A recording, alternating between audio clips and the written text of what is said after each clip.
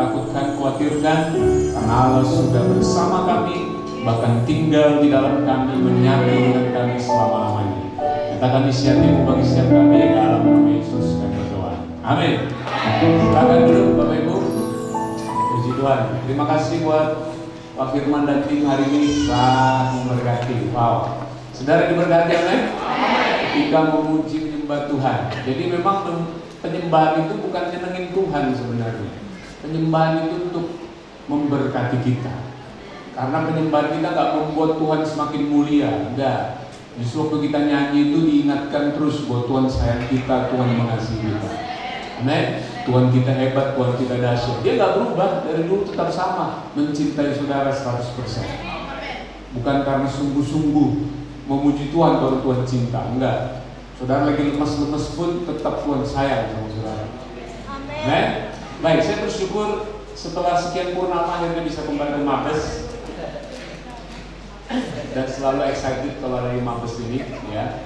Dan tadi konfirmasi luar biasa. Apa yang disampaikan oleh Pak Gembala kita tadi, itu yang juga saya mau bagikan, ya, bahwa ini trikinya si iblis itu sering ganggu yang tadi Pak Gembala sampaikan. Coba kita buka Kejadian pasal 3 ayat 4 dan 5.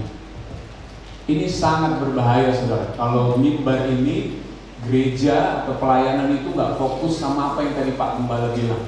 Kita udah dikuduskan, disempurnakan sekali untuk selamanya. Ya, nah ini kisah di Taman Eden yang sebenarnya sengaja ditaruh di awal Alkitab kita untuk kita udah tahu menelanjangi semua tipu daya iblis. Kenapa di awal-awal dibukakan ini? Karena dari dulu ini aja kok rahasia senjatanya si iblis itu. Ini aja jurus andalan dia. Ini kalau kita udah tahu ini selesai dia, nggak bisa apa-apa lagi dia. Coba kita lihat. Tetapi ular itu berkata kepada perempuan itu, sekali-kali kalau kamu makan itu, kamu nggak akan mati. Nggak apa-apa kok itu. Kamu nggak mati. Enggak kata wanita itu.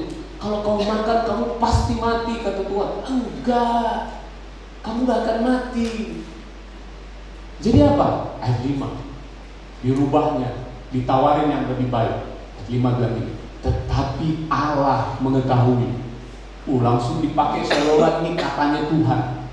Allah, ini pikirannya Tuhan loh. Inilah planning Tuhan, inilah kemauan Tuhan.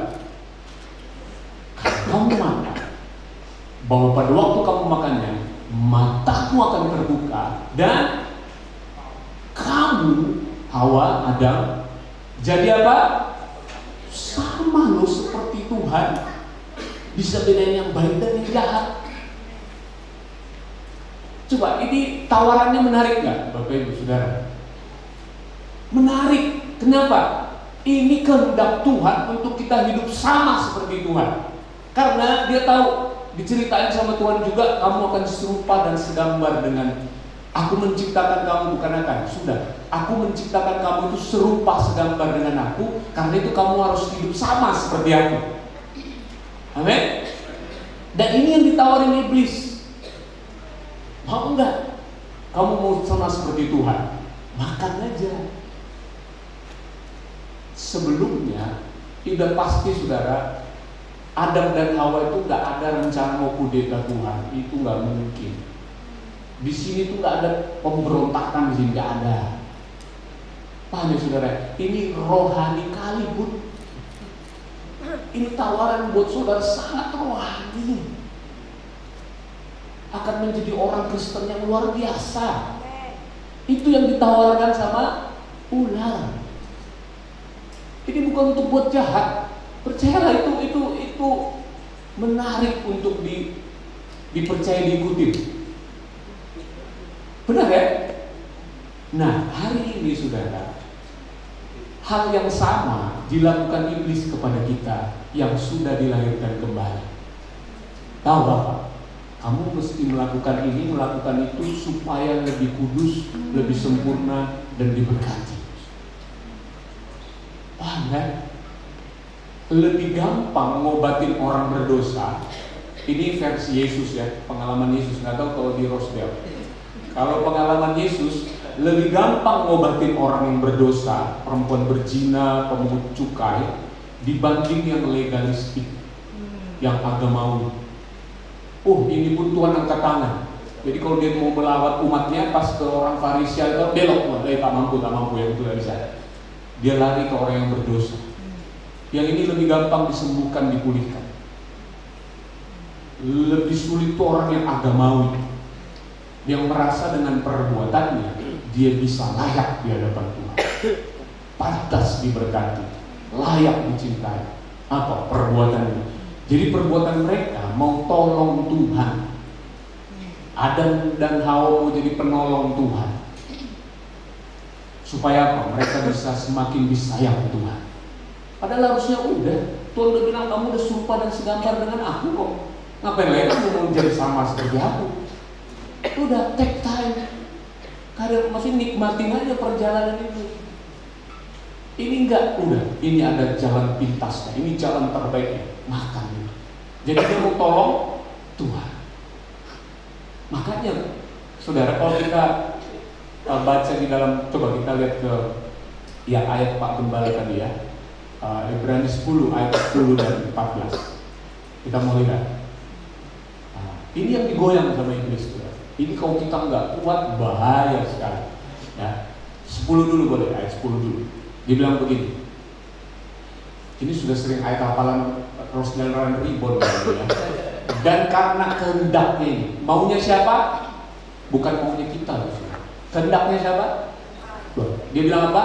Kita semoga, kita akan, ya apa? Telah itu artinya sudah. Dalam bahasa Ibrani artinya juga telah dan sudah. Ini nggak bisa, pokoknya udah selesai. Telah apa?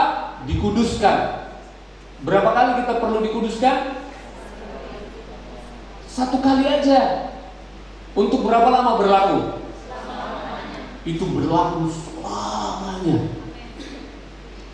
Kenapa bisa sekali dan berlaku selamanya? Ini penyebab saudara kudus. Oleh apa? Karya Kristus yang sempurna. Amin. Jadi percayalah kepada surga. Tolong set otak saudara, kepercayaan saudara setuju dengan apa keputusan surga. Saudara sudah ditetapkan 1 kali, berlaku selamanya, dikuduskan, menjadi orang kudus. Amin. Ini jangan mau digoyang lagi sama iblis. Bahaya Bapak Ibu. Jangan ya dek ya. Jangan ya. Itu kalau kita digoyang di sini, aduh selesai sudah. Kita akan menjalani kekristenan yang berat banget. Kenapa cukup 1 kali selamanya? Karena Yesus itu nggak mungkin mati berkali-kali. Hanya kematiannya yang bisa menguduskan kita. Jadi perlu berapa kali Yesus mati? 1 kali. Itu aja alasan kenapa nggak perlu berkali-kali. Dia mati cukup 1 kali. Dan dia bangkit untuk menjamin semuanya sudah selesai. Amin. Baru ayat 14. Kita sudah dikuduskan selamanya. Baru 14 dipertegas lagi, diteguhkan lagi buat kita. Sebab apa?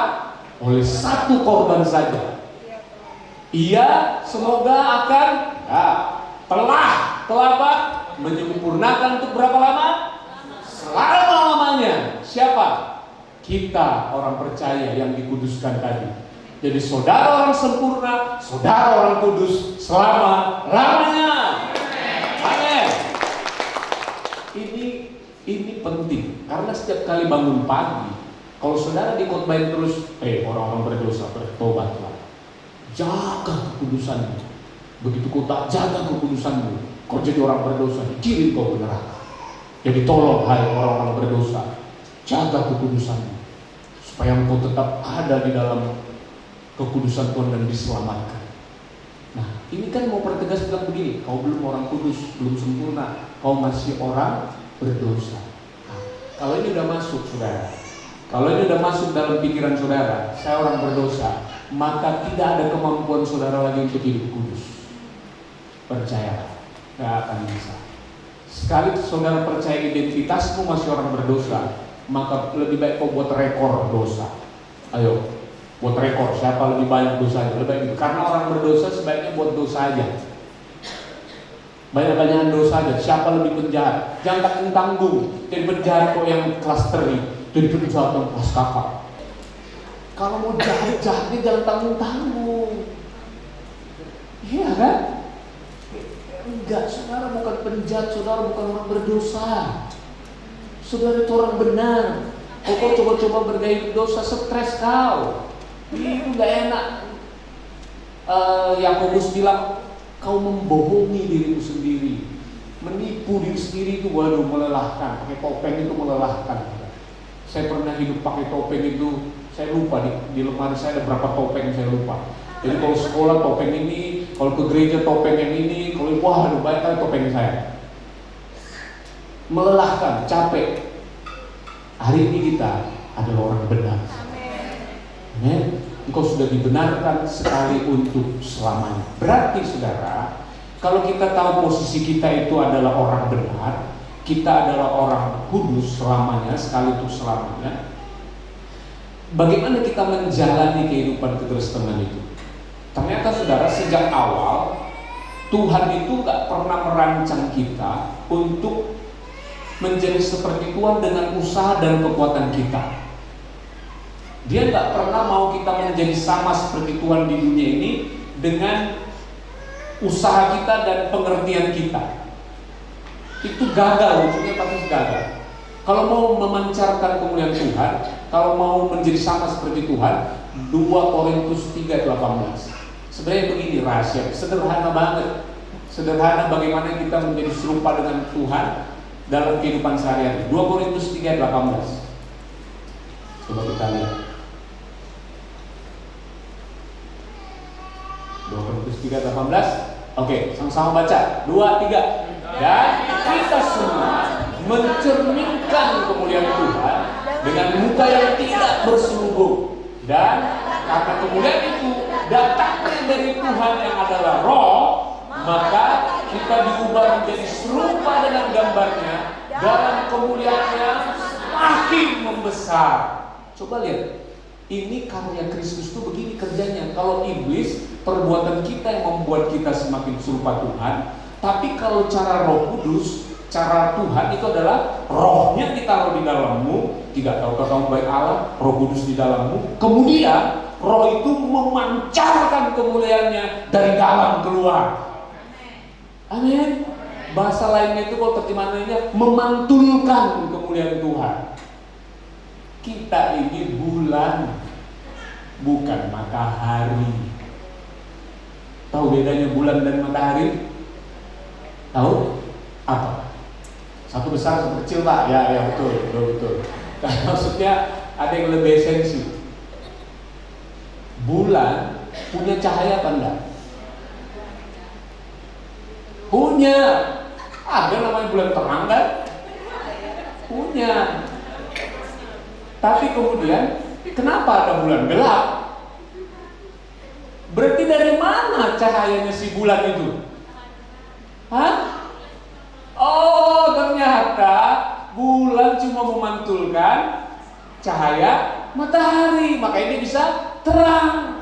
Demikianlah Bapak Ibu dan saya. Kita hanya memantulkan terang Kristus yang ada dalam kita. Amin. Makanya kita jadi rileks. Bagian kita cuma apa? Mengenal Dia. Waktu kita fokusnya hanya Yesus, mengenal Yesus saja. Orang sebelahmu yang tidur di sebelahmu itu bukan istri tetangga,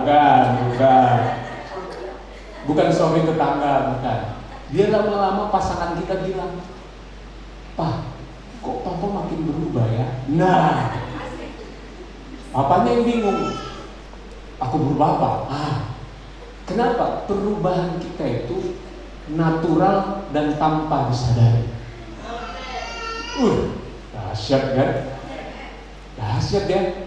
Jadi bukan gaya saya dulu ya.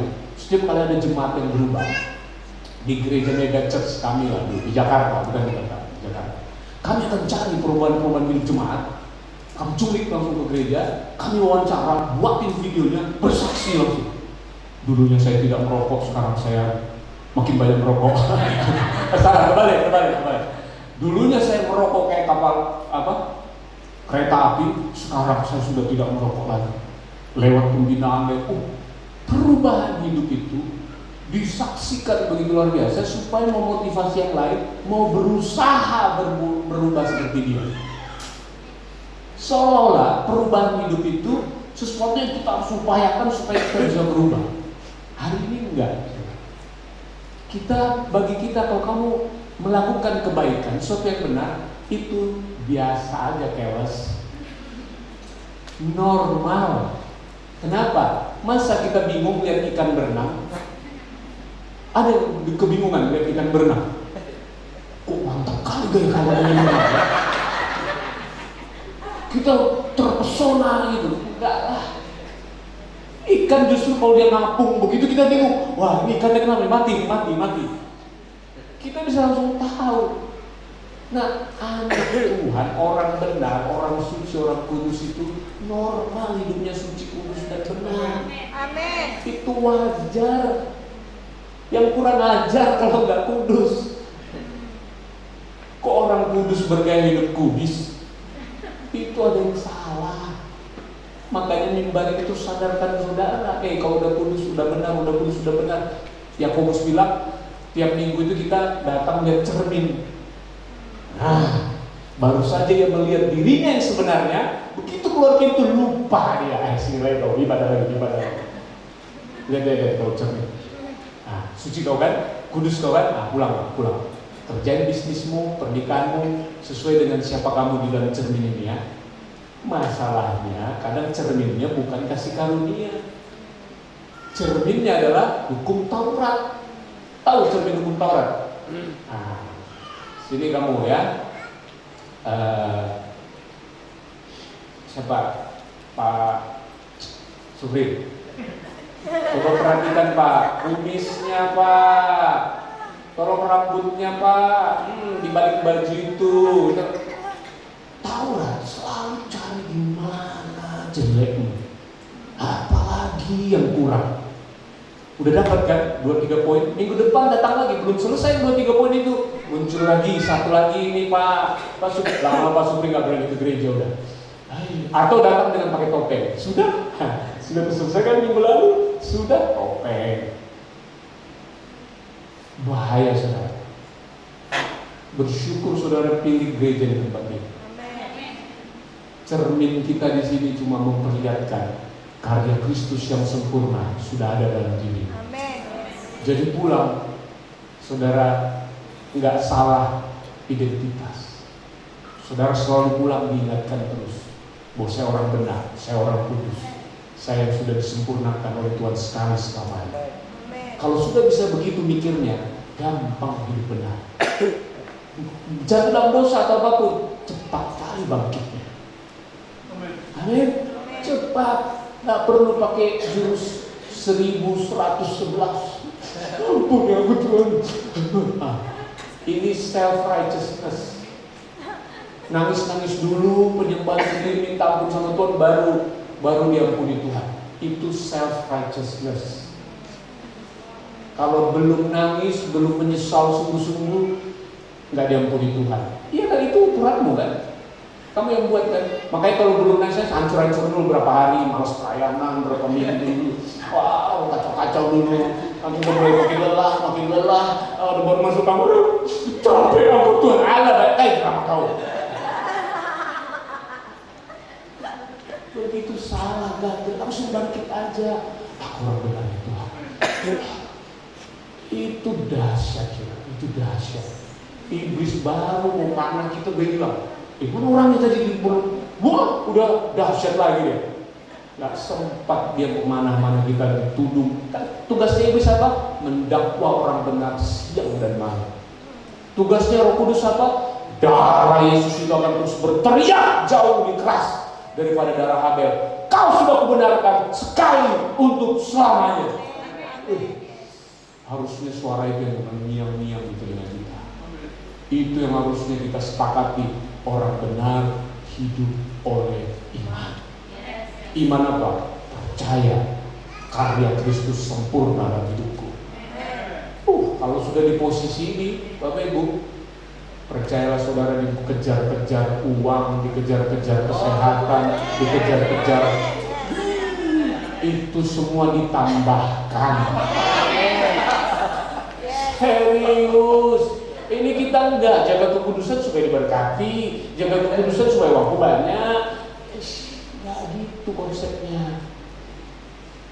Carilah dahulu kerajaan Allah dan kebenarannya, maka bangsa yang tidak mengenal Allah yang nyaris seperti ini juga. Apa yang cara bangsa tidak mengenal Allah itu ditambahkan aja. Promosi itu dari Tuhan. Justru bahaya kalau engkau nggak tahu siapa engkau didapat itu bahaya. Kok nggak pernah datang ke gereja lagi Pak? Sibuk ngejar berkat Tuhan terlalu banyak ini ada.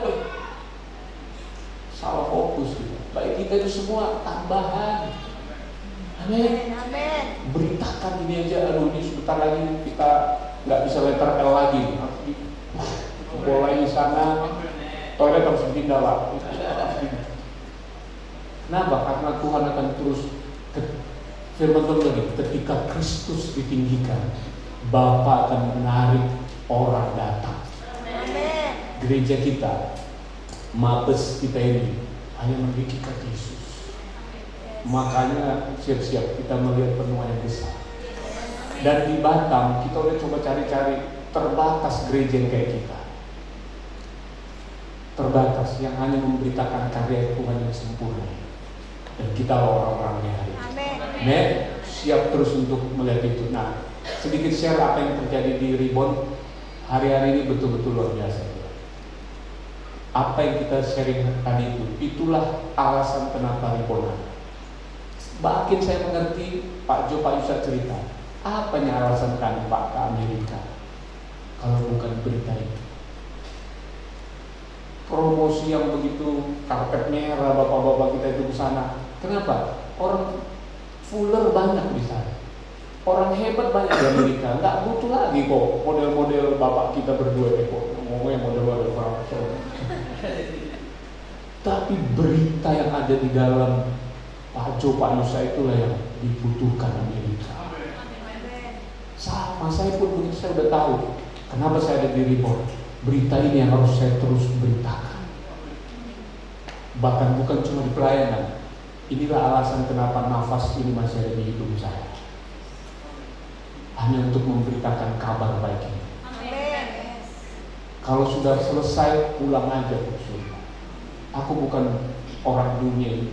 Aku ini orang surga yang diutus untuk beritakan ini. Di dalam Kristus ada pengampunan sekali untuk selamanya.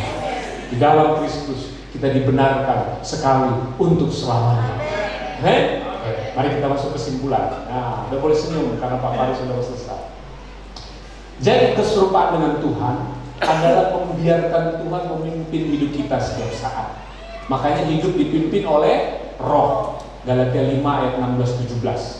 Jadi kalau kita dipimpin oleh Roh, maka kita akan membuahkan keserupaan dengan Tuhan. Tapi kalau kita dipimpin kedagingan, itu membuat kita tidak mengalami keserupaan dengan Tuhan. Nah, yang repot kita kadang diajar, kalau identitas tadi nggak kuat, kita selalu diajar di gereja atau pembinaan, biasa gini, kamu harus menyangkal diri. Kenapa kalau sangkal diri? Kamu pasti mau kan hidup suka-suka, gonta-ganti pasangan, free sex, mabuk-mabukan, dugem, dunia malam yang begitu rendah. Itu pasti kerinduanmu kan? Kamu iri kan sama orang dunia, bisa dapat uang banyak dengan korupsi. Ini pasti kerinduanmu kan? Sangkal diri, kamu sekolah, belajar untuk bohong. Enggak, orang benar, orang kudus, gak ada lagi kerinduannya untuk dosa. Itu bohong. Jangan mau dengar itu. Saya emosi bener. Coba cek hatimu. Kerinduanmu sudah baru. Hati yang lama itu sudah dibuang. Hati yang baru diberi dan Roh Kudus tinggal di dalammu. Kerinduanmu cuma apa? Menyenangkanmu. Itu aja. Kerinduan kedua cuma apa? Mau hidup benar, hidup kudus, kenapa? Itu kamu apa adanya. Makanya dibilang berlawanan. Itu kayak magnet, utara sama utara ketemu. Ada pernah coba? Bisa nyambung nggak? Lemah, saya bisa. Bisa kan? Tapi kenapa bisa nyambung? Apakah karena magnetnya atau saya? Karena saya. Coba magnetnya lebih besar, bisa saya mampu kan? Nggak mampu kalau magnetnya sebesar saya. Nah baru kita sama bro. Tapi kalau kecil masa bisa, gampang lah kalau kecil. Iya kan? Nah demikianlah keinginan daging itu sama keinginan roh berlawanan. Jadi nggak mungkin saudara punya dua-dua. Ini kebohongan yang diberitakan di gereja. Enggak, engkau suka hidup benar, engkau suka hidup kudus, itu kesukaan dari dalam hatimu. Itu baru benar. Makanya hidup dipimpin oleh roh. Natural. Ini kita ditipu terus. Kau pasti suka selingkuh kan? Pasti itu tipuan. Itu bukan desire. Yang kedua, keserupaan dengan Tuhan itu bicara tentang memanifestasikan kehidupan Kristus keluar. Jadi kayak tadi, dia mataharinya, kita apa? Kita ini receiver. Nah, kalau orang-orang tekniknya kan dia receiver dan apa namanya? Apa itu? Susah. Maksudnya ngomongnya itu susah. Pemancar dan penerima. Kita bukan pemancar, kita penerima. Amin. Saudara penerima hidup sehat, penerima keuangan berlimpah. Saudara penerima, bukan achiever. Capek jadi achiever. Saudara hanya terima, ku terima Tuhan. Udah salah pun ku terima Tuhan. Amin. Kalau kita ngerti hidup dipimpin oleh Roh, kita tegas, kita memandang. Yang terakhir, keserupaan dengan Kristus itu, keserupaan dengan Tuhan itu bicara tentang menjadi gereja kepenuhan Kristus. Kolose 2 ayat 9 dan 10. Saya tutup di sini. Saya izin langsung kembali ke Rebon karena anaknya anak ya. Kita berdoa. Kolose 2 ayat 9 dan 10. Sebab dalam dialah berdiam secara jasmania seluruh kepenuhan kealahan. Ayat 10. Karena Kristus kepenuhan kealahan. Ayat 10-nya, dan kamu akan semoga enggak, kamu telah dipenuhi di dalam dialah kepala semua pemerintah dan penguasa. Kristus itu sudah penuh di dalamnya. Jadi tolong jangan mau lagi dengar khotbah yang menurunkan standar berita ini. Tolong tutup itu, scroll aja, lewatin aja. Christ is in you. Kristus sempurna di dalamnya. Kristus sudah tinggal, gak ada yang bisa mengubah itu. Makanya kalau masih ada kebiasaan buruk atau apa yang belum lepas, bilang Kristus di dalam. Aku udah menang atas ini. Kristus dalam, perubahanmu otomatis. Mari kita berdoa. Bapa di surga, kami bersyukur buat pagi hari ini. Kami diingatkan, diteguhkan oleh pesan dari Pak Gembala dan hamba-Mu hari ini yang berfirman, kami sudah disempurnakan, dikuduskan sekali untuk selamanya oleh karya-Mu yang sempurna di Yerusalem. Biarlah kepercayaan yang benar ini akan memproduksi perbuatan yang benar. Karena kami tahu hanya berkat, kebajikan, kemurahan saja yang mengikuti orang benar. Sehingga kami tahu posisi kami hari ini, identitas kami sebagai orang benar yang sangat dikasihi oleh Tuhan. Makasih Tuhan, perhatikan firman-Mu makin dahsyat bertumbuh berbuah dalam kehidupan setiap jemaat. Dalam nama Yesus, setiap kita yang diberkati Tuhan, sama-sama kita katakan